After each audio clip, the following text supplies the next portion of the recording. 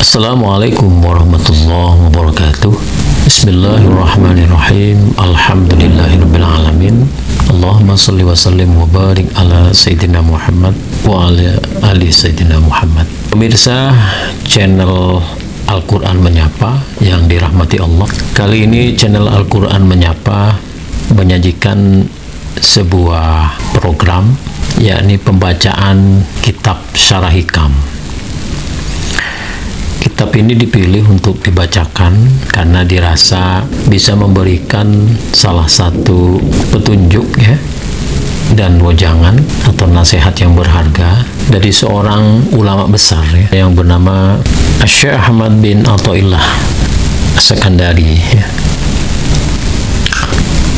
Dan kali ini saya membacakan terjemah dari Syarah Hikam, dan penerjemahnya adalah Haji Salim Bahres. Ini sudah cukup lama. Kenapa saya pilih terjemahan yang Salim Bahres? Karena saya pernah membaca buku ini, terjemahannya cukup bagus ya, karena dia membuat kita bisa memahami kitab ini dengan mudah ya. Sekali lagi, Syarah Hikam ini dipilih karena dia bisa memberikan nasihat-nasihat ya, petunjuk-petunjuk yang insya Allah membawa kita kepada sifat tawadhu ya, dan rendah hati. Baik, saya akan memulai dari hikmah pertama. Kalau kita menggunakan versi Salim Bahres ya, di sini setiap hikmah itu diawali dengan kalimat di dalam berbahasa Arab ya. Hikmah pertama di sana begini: min alamatil i'timadi 'alal amali nuqsanu raja'i inda wujudi zalali ya. Kurang lebih artinya, setengah dari tanda bahwa seorang itu bersandar diri pada kekuatan amal usahanya, yaitu berkurangnya pengharapan terhadap rahmat karunia Allah ketika terjadi padanya suatu kesalahan atau dosa. Ini harus hati-hati kita menerjemahkannya. Jadi menurut Ibnu Athaillah, salah satu tanda seseorang itu terlalu mengandalkan dirinya dan nyaris melupakan Allah adalah kalau orang itu melakukan kesalahan ya, atau dosa, maka orang itu pengharapannya kepada rahmat dan karunia Allah itu berkurang. Saya ulangi. Jadi salah satu tanda bahwa orang itu terlalu mengandalkan kekuatan dirinya, padahal dirinya itu adalah makhluk, adalah kalau orang ini ditimpa suatu persoalan atau terjadi kesalahan padanya, atau bahkan mungkin dia berbuat dosa, maka orang ini lupa kepada Allah dan lebih cenderung menyalahkan dirinya. Karena lupa kepada Allah dan cenderung menyalahkan dirinya, maka dia melupakan satu hal, yaitu rahmat dan karunia Allah. Ini berlaku sebaliknya ya. Seseorang yang menjadikan Allah sebagai tempat dia bergantung ya, dan tidak menjadikan dirinya pribadi sebagai satu-satunya kekuatan yang mampu merubah hidupnya gitu ya, maka orang ini ketika ditimpa masalah atau dia bahkan berbuat dosa, maka dia akan ingat kepada Allah dan memohon ampun kepada Allah. Jadi saudara-saudara, kita harus ingat bahwa di balik kemampuan kita, di balik kekuatan kita, di balik pengetahuan kita, di balik ilmu kita yang tinggi, di sana terselip jebakan Jebakan itu apa? Yang terkadang membuat kita lupa kepada kekuatan yang sebenarnya atau sang pemilik kekuatan sebenarnya. Kadang membuat orang lupa kepada sang pemilik ilmu yang sebenarnya, yaitu Allah Subhanahu wa Ta'ala. Kita lanjutkan kalimat la ilaha illallah, tidak ada Tuhan selain Allah. Berarti tidak ada tempat bersandar, berlindung, berharap kecuali kepada Allah. Tidak ada yang menghidupkan dan mematikan. Tidak ada yang memberi dan menolak melainkan Allah Subhanahu wa Ta'ala. Nah, jadi ini penegasannya atau tauhidnya di sini. Jadi kalau kita sudah mengatakan la ilaha illallah, maka itu berarti tidak ada tempat kita bersandar, berlindung, dan berharap kecuali kepada Allah. Ini termasuk kalaupun kita memiliki pengetahuan yang tinggi, kekuatan yang super, ya, maka kita harus sadar bahwa itu tidak ada artinya, ya, dibanding dengan kekuatan dan ilmu Allah. Oleh karenanya, meskipun memiliki kekuatan yang super, ilmu pengetahuan yang sangat tinggi, tetap kita harus bersandar, berlindung, dan berhadap kepada Allah Subhanahu wa Ta'ala. Kita lanjutkan terjemahannya. Zahirnya syariat menyuruh kita berusaha beramal, sedang hakikat syariat melarang kita menyandarkan diri pada amal usaha itu. Zahirnya syariat menyuruh kita berusaha beramal, sedang hakikat syariat melarang kita menyandarkan diri pada amal usaha itu, supaya tetap bersandar pada karunia Allah dan rahmatnya, supaya tetap bersandar kepada karunia dan rahmat Allah Subhanahu wa Ta'ala. Jadi syariat kita di dalam urusan dunia, ya, itu adalah berusaha, beramal, dan bekerja.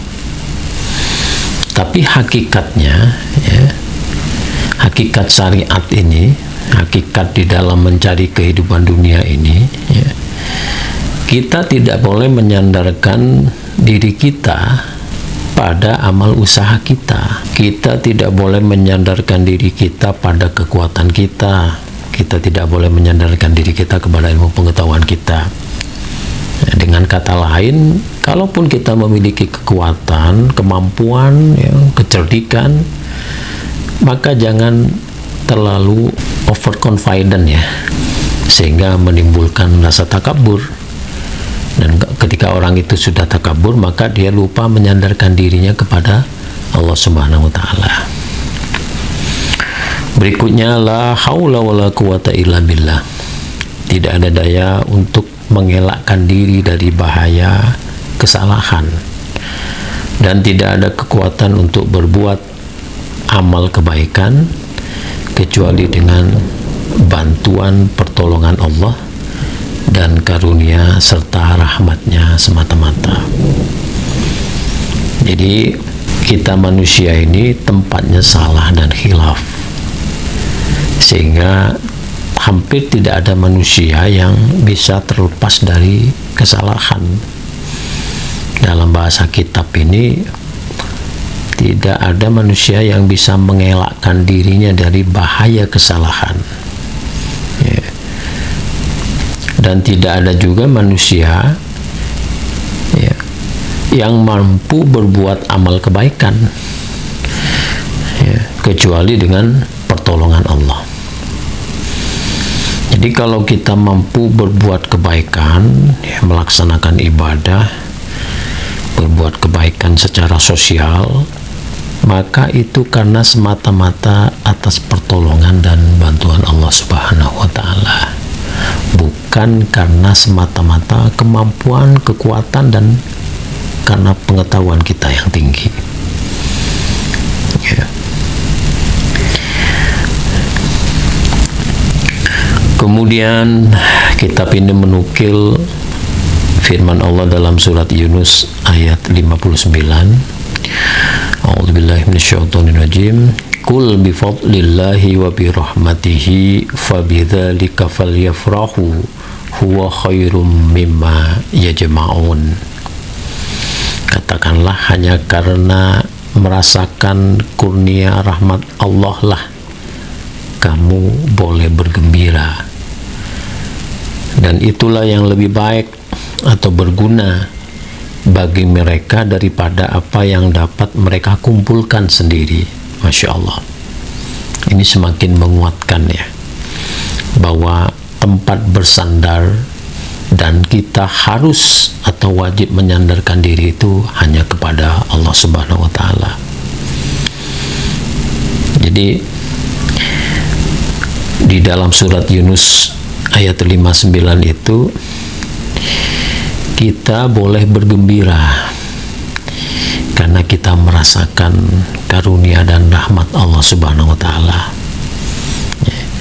Dan karunia serta rahmat Allah Subhanahu wa Ta'ala itu lebih baik, lebih berguna ya, bagi kita semua, tentunya bagi manusia ini, daripada apa yang telah kita kumpulkan, kita hasilkan selama ini. Yang kita hasilkan selama ini belum tentu baik. Hanya karena mata zahir kita menganggap apa yang telah kita hasilkan dan kita punya ini baik bagi kita, sementara sesuatu yang sifatnya batin atau di luar yang terlihat secara zahir ini, kita tidak tahu apakah justru apa yang terlihat zahir ini baik atau buruk bagi kita. Tetapi yang jelas kurnia dan rahmat Allah itu pasti baik bagi manusia. Sedang bersandar pada amal usaha itu berarti lupa pada kurnia rahmat Allah. Ini Syekh Ibnu Athaillah ya, mengingatkan bahwa manusia yang bersandar pada amal usahanya, maka orang seperti ini bisa disebut telah lupa pada kurnia Allah. Karena pada hakikatnya Allah yang memberi taufik kepada orang ini, ya kepada kita semua. Ya. Kita bisa melakukan apapun, ya, berusaha, bekerja, kita memiliki kekuatan, kita memiliki pengetahuan yang tinggi, itu karena taufik dan hidayah Allah kepada kita. Jadi bukan semata-mata karena kemampuan kita, tetapi sekali lagi karena taufik dan hidayah Allah Subhanahu wa Ta'ala. Nah, orang yang terlalu bersandar pada amal usahanya dan lupa pada kurnia rahmat Allah, maka orang ini pasti ya, akan menjadi orang yang ujub, sombong, ya, merasa sempurna sendiri, ya. Ya. Yang hal itu pernah diingatkan oleh Allah sebagaimana dalam proses penciptaan Adam, ya, yang mendapatkan penentangan, ya, khususnya oleh iblis. Ya. Kenapa iblis menentang? Karena iblis menganggap dia lebih baik dari Adam, ya, calon manusia yang akan diciptakan itu. Di dalam surat Qasas ayat 78, ya, iblis berkata, innama utituhu ala ilmin indi, sesungguhnya aku mendapat kekayaan ini karena ilmuku semata-mata. Ya. Jadi kalau ada orang yang terlalu percaya diri, mengandalkan dan bersandar pada kemampuannya, ya, dia sudah merasa hebat, ya, sudah merasa sempurna sendiri, mampu, kuat, maka orang ini telah mengamalkan salah satu pemikiran atau paradigma atau amalan dari iblis. Ya. Karena penyebabnya adalah bersandar pada diri dan lupa bersandar kepada karunia dan rahmat Allah. Ya. Oleh karenanya kita harus bersandar kepada karunia dan rahmat Allah. Karena apa yang mampu kita lakukan, pengetahuan yang kita dapatkan, kesehatan, kekuatan yang kita miliki, itu semua tidak akan kita miliki, ya, kecuali karena rahmat, karunia, dan taufik dari Allah Subhanahu wa Ta'ala.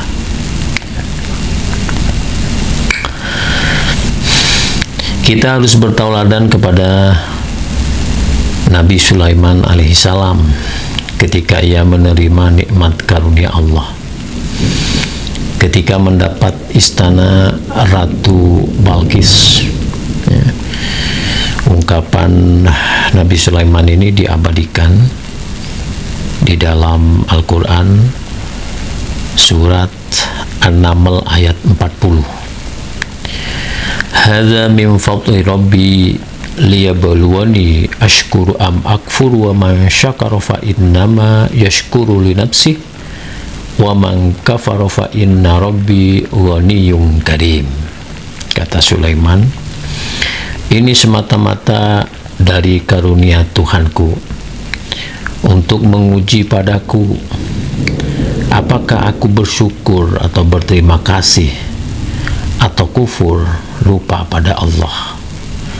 Maka siapa yang bersyukur, maka bersyukur itu untuk dirinya, dan siapa yang kufur, maka Tuhanku zat yang terkaya lagi pemurah, tidak berhajat sedikit pun dari makhluknya, bahkan makhluk yang berhajat kepadanya.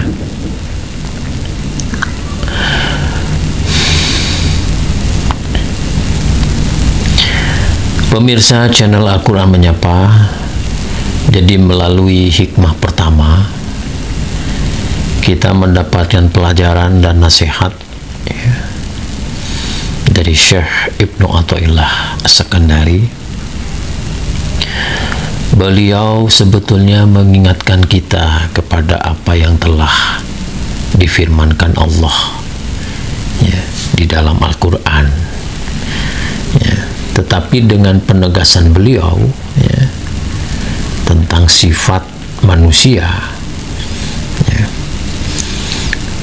yang karena terlalu percaya diri, percaya kepada kemampuannya, percaya kepada pengetahuannya, manusia ini sering lupa pada karunia Allah, dan manusia ini justru kemudian menjadi manusia yang sombong, takabur, ya, karena terlalu mempercayai pada dirinya. Padahal kemampuannya, pengetahuannya, kekuatannya itu karena merupakan rahmat, karunia, dan taufik dari Allah Subhanahu wa Ta'ala. Oleh karena itu jangan lupa, ya, sama-sama kita mengingatkan, khususnya pada saya pribadi, mari di balik kesehatan yang kita punya, di balik pengetahuan yang kita punya, di balik kekuatan yang kita punya, di balik kemampuan-kemampuan yang kita punya, kita harus sadar, kita harus yakin, kita harus ingat bahwa itu semua merupakan karunia dan rahmat dari Allah Subhanahu wa Ta'ala. Jadi bukan karena kita, Kalau kita menganggap itu karena kemampuan kita, karena keberhasilan kita meraih apa yang kita inginkan, maka kesadaran itu akan mengantarkan kita kepada melupakan karunia dan rahmat Allah. Dan kesadaran seperti itu akan mengantarkan kita memiliki sifat, ya, dan kesadaran serta paradigma barangkali yang pernah dimiliki oleh iblis. Jadi ingatnya selalu bahwa kita ini kecil, ya, hanya karena kasih sayang dan izin Allah, maka kita bisa memiliki segalanya. Kita memiliki kemampuan, kita memiliki kesehatan, ya. Kita memiliki pengetahuan yang tinggi. Semua itu diberikan oleh Allah Subhanahu wa Ta'ala. Jadi bersandarlah kepada Allah Subhanahu wa Ta'ala dan jangan bersandar semata-mata kepada kemampuan kita dan kedirian kita, karena kita hanya makhluk semata. Pemirsa channel Al-Quran Menyapa, demikian pembacaan hikmah pertama dari kitab Syarah Hikam Ibnu Athaillah As-Sakandari, terjemahan Salim Bahres. Semoga Allah Subhanahu wa Ta'ala senantiasa menanamkan kepada kita ketawaduan, rasa kehambaan kepadanya. Karena rasa kehambaan, ketawaduan, iman, Islam dan ihsan itu hanya bisa diberikan, hanya bisa ditanamkan oleh Allah Subhanahu wa Ta'ala.